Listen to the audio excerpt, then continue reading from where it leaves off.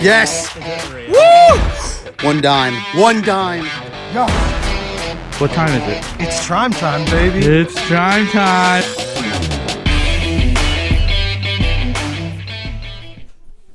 Good morning. It's time for the next hunt. As you can tell, I'm going casual today. It's not even early and I'm tired, but I'm meeting up with Julian and hopefully we can have a good day like we had our last hunt. Some of my finds are still sitting on the table, but that's okay. We're looking for a successful one. It's a new permission too. Not as old as our other one that we just did, but I think it should be okay. I'm using the Equinox 600. He's using the AT Max again, and let's see what we can find. Let's go get Julian. This out, guys. So we are in a park. We're waiting for the new permission, and it's a nearby park. We didn't know if we were gonna find anything. Look at this tiny little hole. Not even an inch deep, 2 inches deep. This Cool is dog tag. a cool old dog tag. I think it says 37 there. Yeah. So I'm gonna assume that's 1937, which is really cool. That's the earliest dog tag I've ever dug. Is this 19? Oh, yeah. You know what? 1940 maybe? We'll clean it up a little bit more and get some more detail on it and then get back to you. That's cool, dude. Nice Thanks. job. Woo! First time in this area and it's been pretty nice to us so far. Check that out, 3 wheats. This one right here is a 1920. Let me get that in for you. 1920. They're all stacked on each other in this tiny little hole. Nice wheats, Bill. Thanks, man. Boom. All right, so the next signal is a pretty good one. Solid. It was a little lower, like a 13 on the Equinox, but I started digging it out, and look at this. Ooh. Nice. It's got like jewels on the inside of it. See Oh, that? wow. All this is really, it's really shiny. Holy crap. Super low for silver, but it's coming out of the ground really shiny. If that's really low, it's gonna be either silver, White gold. plate, or gold. So we're gonna Let's take up. this and clean it up and we'll Looks get back good. to you. Good Yeah. job, man. Thanks, dude. Check out what Julian just dug. It's got a design on it. We can clean it up a little bit better, but we're not sure what it is. At first we were thinking button, but it's got a weird backing to it, not like a usual shank or whatnot. So, but it's got a cool design. Maybe we can get it cleaned up and get a better look at it. Yeah, and if we can't figure it out what it is, please help Let us. us know. Thanks. Cool. Thanks, guys. Self, if you can see it, it's hard. Can you see Liberty on there? She is nickel. pretty good looking. V, That's yeah, awesome. there it is. See it? Nice job, dude. Let's go. Boom. Nice find. Julian cleaning off his next old coin find. It's an Indian. You can barely tell that it's got the 1 cent on the back. You can see that pretty well, actually. Yeah, and then The front's a little toasty, but front's a little toasty, but we're not sure if it's a thickie. It may be my first fatty. We'll figure it out. yeah, nice, bro. Thanks. Well, Julian had a little heart stopper. Yeah, We're thinking this- maybe gold, but the inside of it's a little iffy looking, but the outside looks great. Yeah, Came out shiny. it doesn't want to stay, of course. Yeah, it keeps rolling. We'll Just have keeps to test rolling. it. We'll have Yeah. to clean it up and test it. We'll acid test it. Cool. Might be 2 pieces of 10K. Who knows? We'll see. Trey, So we got this cool little, stamped sheet metal. we were some pooping our pants because Yeah. we thought this was hammered in the United States, and and it yeah, almost that's looks it. But hey, if you guys know where this piece of stamped metal comes from, let us know. It looks late 1800s to me. and it rang up pretty low. Look at Wow, really low. 4. 4. On the So you knock, don't so- see a lot of 4s. I mean, people say gold comes out. I haven't really dug a lot with Yeah. the 4, so that's pretty cool. Super cool though, man. Sweet, dude. Good find. Let's keep going. Oh, look at this guy. What's up? Another one. It's a smaller one. Look at that suspender clip. Zoom. This is a little baby one. Little tiny. You know, it could be garter clip too, based on Yeah. the size, or a little kid's one. But regardless, It's cool. super cool. Good Nice. relic.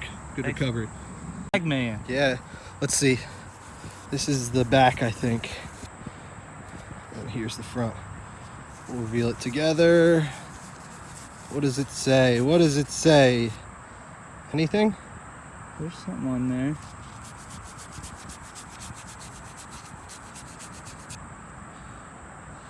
What does that say? I see A, S, Yeah, A and S. first, or 1S1-T. That's what I see. Wonder what that is. We'll have to do a little research. Yeah, we'll clean it up, Any and ideas? if you guys know, let us know. It's cool though. Yeah, thanks. Nice. So I did a little oopsies. Oopsie poopsie. There we go, straighten that out. Uh, I bet you this is an old yeah, it's trade coin, Asian trade coin. yeah. The house we're at is early 1800s. And Trey just managed to clip this, unfortunately, but Smashed it right in half, but it's still a pretty cool cool. find. If we are able to get an ID, we'll let you know. What you got, Julian? This is really cool. I thought it was just going to be junk copper flashing because I found it right next to a copper pipe piece, but it's a really ornate copper piece. That's awesome. I'm happy with that. Cool relic. The homeowners here are super nice, and we have a lot of land to cover, so we should get a good video. Sweet. Let's do it. So last hunt I dug a very, very thin copper, and it looks like Julian has followed suit with his own thin copper. What is that? Not sure. Is there anything coming up detail-wise? It's slick. Yeah. Slick as an oil slick. But hey, cool. If it's a copper, oh man, that's only my 6th one ever. So I'll be really happy if that's what it is. No matter what, it's cool. Nice, dude. You want to know why? You always double check your holes. This was my target right here. And then I went back and checked it with the pinpointer. Bam! Another cash coin.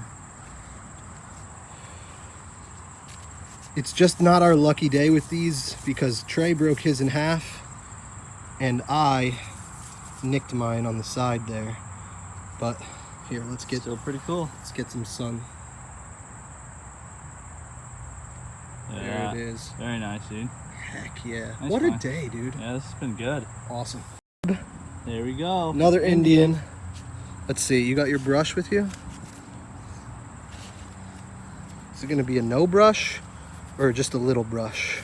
Baby brush. 1904, baby. Cool, dude. Nice find. And you know what? That does look thinner than the other one, right? Yeah. That's why I thought the other one might be a fatty. But I think you're right. That would make it my first fatty too. let's see. Awesome. All right, cool, man. This is pretty cool. Yeah, so This is probably the coolest thing. I was digging around. I think I might have found where their trash dump was. But if you see this is a printing plate. Let me straighten it out a little bit. It's not going to damage it.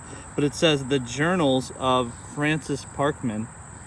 And I looked it up, and Francis Parkman is actually an historian from the 1800s. And the house we're at, over 200 years old. So if Mr. Parkman had an affiliate here who was printing his books, I mean, that's a part of his history. That's a part of American history. That's Little did we so know, cool, man. this piece held more significance to the property than Julian and I could even imagine.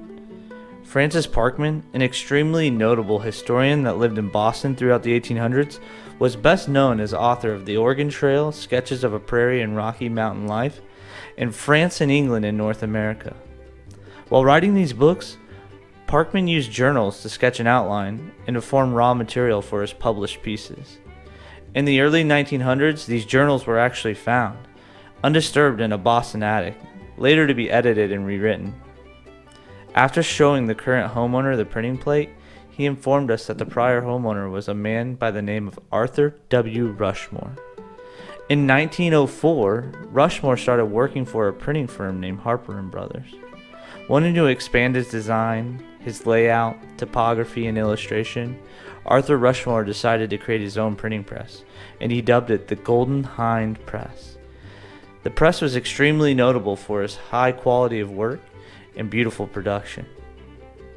This press was located in Madison, New Jersey, the exact home we were metal detecting in. I found a plate that was more than likely held by Arthur W. Rushmore himself. A piece of history, Walking through the home, which has been owned by the same family for 50 years, was like walking through a museum. Some of Rushmore's unique home touches were still left intact. The owners made sure not to alter it, knowing that they had something very special right where they lived. There were cabinets with his very inscription in handwritten in pen, his initials with date protruded from a wall out back, and one of the most beautifully handwritten pieces I've ever seen on a wall, writing out the Gettysburg Address. Finding something that tells a story is what we as detectorists strive to do. I feel very grateful to be able to do that with this last hunt. Alright guys, back to the video. Today was a good day. Really good. Lucky enough to stumble upon a new permission while we were heading to another permission. So Get this, right? There's a fence right here, and we were in the park, and I was creeping up to the fence, you know, property line I assumed ended at the fence, and I was digging outside of the fence, and the lady came over and was like, hey, you know, just wanted to see what you're doing. She's like, that's technically my property. And I was like, I'm so sorry. And she's like, no, I'm gonna ask my husband. And bam, she let us on. super friendly. So nice. And it turned out to be an awesome permission. Let's do the Probably wrap-up. one of my best days ever, honestly. So we'll start over my stuff on the right. There's that bracelet that I found. We cleaned it up a little bit. It is so freaking gorgeous. Yeah, that's a cool bracelet. And look, 1, 2, 3, 4, 5. I'm gonna say garnets. Could be rubies. Could be. Probably garnets. Probably so I'm on garnets. that. The Francis Parkman stamp, the Journals of Francis Parkman, that was really cool. Has a lot of character to it. Really is Yeah. true American history there. That's so awesome. cool. And then the tag that you found. Yeah, Julian, that no looks idea. great. Yeah. Really Any idea, cool. let us know. The cool copper piece, or maybe brass. What do you think that is? Copper? Copper, I Yeah. think. Bunch of clad. Oh, you got another wheat here. There you go. Oh, hidden wheat. Hidden wheat. Boom. Couple wheats. This strange circular piece here. Still not sure what it is. Really thin. Couple wheats. The Chinese cash token. We got this buckle here. Probably for a suspender clip. This thing snuck over here. This is garbage. Sorry. Yeah, we got Julian's. Look at the Look at the Merc. day I had, man. This is Wow. 1890 Indian. Wasn't a fatty, just really good, thick. That other one's 1904. We got a Oh, you got a date off of it. 1898, I think, V nickel. Hit the 1800s with the V nickel. Look how beautiful the Merc is. The That Merc looks came great. out great. That's awesome. This little thing, the more and more I look at it, the more I think it's at least rolled gold, so it's probably something, but got a sweet little dog tag, and this The thin copper boy. thin copper. I hope it's a copper. I haven't dug one in a long time. And this weirdo button. Still have no clue. I think it could be a monogrammed or a livery type thing, or it almost looks like an anchor to me, so some type of naval button. But Cool. over here, The doodads and the clads. plaids and some weird copper iron combo, brass iron combo, and this thing. I don't know what that is. Nice. Thought it was cool. It was a good day. Thank you for watching. And you know what? This time, What?